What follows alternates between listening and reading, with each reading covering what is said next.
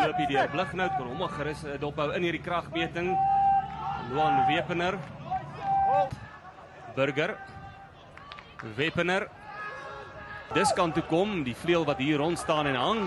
En dit is ook weer... En hierdie wedstrijd word opgeneem en later vanaand uitgesaai op kanaal 216. Nou is dit Swartkop met die teenaanval, reguit vorentoe. Die slag nie, weer Barron. Baie goed dikteer, daaruit van die loskakelposisie. Weet van Indra. Burger.